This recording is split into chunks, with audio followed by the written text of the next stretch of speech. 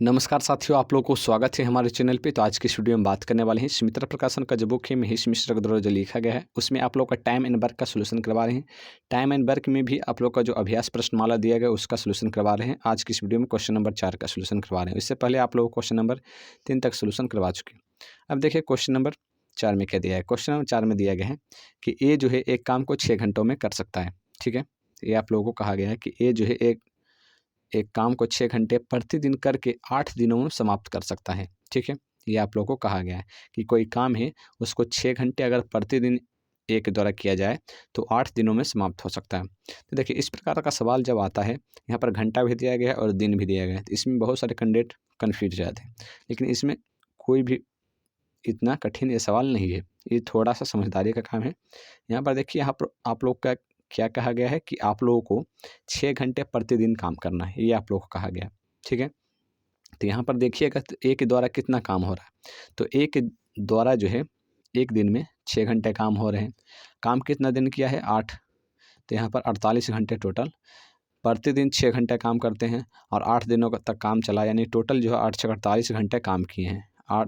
48 our काम किए हैं, यानी कि ए जो है किसी काम को करने में 48 घंटे का समय ले रहा है। यानी ए उस काम को करने में, उस काम को 48 घंटे में समाप्त कर सकता है। ये आप लोगों को दे दिया गया है। उसी प्रकार से बी के बारे में दिया गया है। उसी प्रकार से बी के बारे में दिया है कि बी जो है 4 घंटे प्रतिदिन काम करके उसे 9 दिनों में समाप्त करता है। 4 घंटे प्रतिदिन काम करेगा और 9 दिनों में समाप्त करता है। 9 चौका 36, यानी 36 आवर में उस काम को समाप्त कर देता है बी। ठीक है, तो यहाँ पर आप लोग पता चल गया कि ए जो है उस काम को 48 घंटे में समाप्त कर सकता है, बी जो है उस काम को 36 घंटों में समाप्त कर सकता है। तो चलिए, अब आप लोगों को आगे क्या पूछा। आगे पूछा कि यदि दोनों मिलकर प्रतिदिन 48/7 घंटे काम करें तो पूरा काम कितने दिनों में समाप्त होगा, ये आप लोगों को पूछा गया है। ठीक है, तो सबसे पहले पूरा काम क्या है ये आप लोगों को पता करना है। ठीक, तो पूरा काम कितना है, तो पूरा काम निकालने के लिए आप लोग जिस प्रकार से हमने पिछले वीडियो में रूल बताया है उसी प्रकार से आप लोग को इसमें भी करना है। तो चलिए आप लोग को करके दिखाते हैं। तो यहाँ पर याद रखिएगा कि ए जो है 48 घंटे में काम करता है और बी जो है 36 घंटे में काम कर सकता है। तो ए जो है उस काम को करने में कितने घंटे लेते हैं? 48 आवर। 48 आवर। और बी जो है उस काम को करने में 36 आवर। 36 आवर। हमको ये पता चल गया कि ए उस काम को करने में 48 घंटे और बी उस काम को करने में 36 घंटे ले सकते हैं। टोटल काम कर फाइंड करने के लिए यहाँ पर सबसे पहले क्या करते हैं हम लोग, ए कितने समय में काम किया और बी कितने समय में काम किया, इन दोनों का एलसीएम लिया जाता है। एलसीएम निकालिएगा तो यहाँ पर आप लोग को टोटल काम कितना है आप लोग को पता चल जाता है। ठीक है, तो यहाँ पर 48 और 36 का एलसीएम निकालना है। अगर नहीं आता है तो आप लोग इस प्रकार से निकाल सकते हैं जिस प्रकार से आप लोगों ने बचपन में सीखा है। ठीक है, तो यहाँ पर जो आप लोगों को एलसीएम आ जाएगा 144 आ जाएगा। ठीक है, 144 यूनिट, यानी कि यहाँ पर आप लोग का जो टोटल काम है 144 काम है, यानी कि 144 यूनिट काम है। ठीक है, ये आप लोगों को पता चल गया।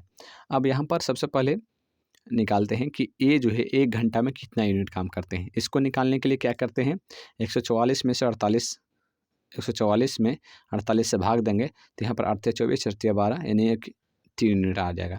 उसी प्रकार से यहाँ पर 36 से भाग देंगे तो यहाँ पर आ जाएगा 4 यूनिट, यानी कि ए जो है 1 घंटे में 3 यूनिट काम कर सकता है और बी जो है 1 घंटे में 4 यूनिट काम कर सकता है। ठीक है, तो यहाँ पर आप लोग को ये पता चल गया कि ए 1 घंटे में 1 यूनिट और बी 1 घंटे में 4 यूनिट कर सकता है।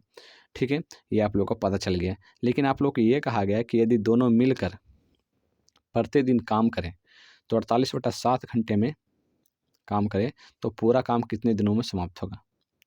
यदि दोनों मिलकर प्रतिदिन 48/7 घंटे काम करें, यानी कि आप लोग को यह कहा गया कि अगर दोनों मिलकर काम करते हैं तो 48/7 घंटे प्रतिदिन काम करते हैं तो पूरा काम कितने दिनों में समाप्त होगा, ये आप लोगों को पूछा गया है। ठीक है, तो यहाँ पर आप लोग देखिएगा तो बहुत सारे कैंडिडेट यहाँ पर कन्फ्यूज हो जाएंगे। ठीक है, तो यहाँ पर सबसे पहले काम करना क्या है, यहाँ पर देखिए आप लोग को पता है कि ए जो है 1 घंटे में 3 यूनिट काम करता है, बी जो है 1 घंटे में 4 यूनिट काम करता है, यानी कि दोनों मिलकर 1 घंटे में 7 यूनिट काम करेंगे। ए और बी मिलकर 1 घंटे में कितना यूनिट काम करेंगे? 7 यूनिट काम करेंगे, यानी कि 1 आवर में ए और बी मिलकर कितना यूनिट? 7 यूनिट काम करते हैं। 7 यूनिट काम करते हैं। 7 यूनिट काम करते हैं। तो 48/7 घंटे में कितना यूनिट काम करेंगे? 48/7 घंटे में कितना यूनिट काम करेंगे, ये आप लोगों को पूछा गया है। तो 7 × 48/7 यानी कि 48 यूनिट काम कर लेंगे। यानी कि 1 घंटा में 7 यूनिट दोनों मिलकर काम करते हैं, तो 48/7 घंटे में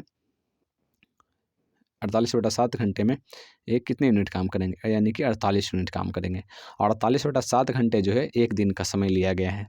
48/7 घंटे जो है एक दिनों का समय लिया गया है, यानी प्रतिदिन 48/7 घंटे काम करते हैं। यानी कि एक दिन में वो जो है दोनों मिलकर 48/7 घंटे काम करें, तो यहाँ पर कितने यूनिट काम करेंगे, 48 यूनिट काम करेंगे। 1 घंटा काम करते हैं दोनों मिलकर तो 7 यूनिट काम करते हैं। यहाँ पर देखिए 1 घंटा अगर काम करें दोनों मिलकर तो 7 यूनिट काम करते हैं, लेकिन 48/7 घंटे काम करें एक दिन में, तो यहाँ पर आप लोगों को 48 यूनिट काम कर लेंगे। यानी कि ए और बी मिलकर 48 यूनिट काम करते हैं। ठीक है, ये आप लोगों को पता चल गया। टोटल काम कितना है, तो टोटल जो काम है 144 है। टोटल जो काम है यहाँ पर देखिए, टोटल जो काम है 144 है। यहाँ पर देखिए टोटल काम कितना है, 144 है। टोटल काम 144 है, तो टोटल काम 144 है और एक दिन में दोनों मिलकर कितना यूनिट काम कर लेते हैं, 48 यूनिट काम कर लेते हैं। इसको इससे भाग दीजिएगा 8 या 24, यानी कि 3 दिनों में काम समाप्त हो जाएगा। एक दिन में 48 यूनिट काम करते हैं और 3 दिन में ये काम समाप्त हो जाएगा। बहुत सारे कैंडिडेट सोच रहे होंगे कि एक दिन में 48 यूनिट काम कहाँ करते हैं। देखिए जो 48/7 घंटे दिया गया है प्रतिदिन का समय दिया गया है कि प्रतिदिन इतना ही काम करता है। यानी कि पहला रोज जितना काम करेगा तो पहला रोज कितना काम होगा, 48 यूनिट। दूसरा दिन 48 यूनिट, तीसरा दिन 48 यूनिट, 3 दिन काम करेगा तो 144 यूनिट का काम हो जाएगा। ठीक है, तो यहाँ पर आप लोग का ऑप्शन नंबर 3 सही उत्तर होगा।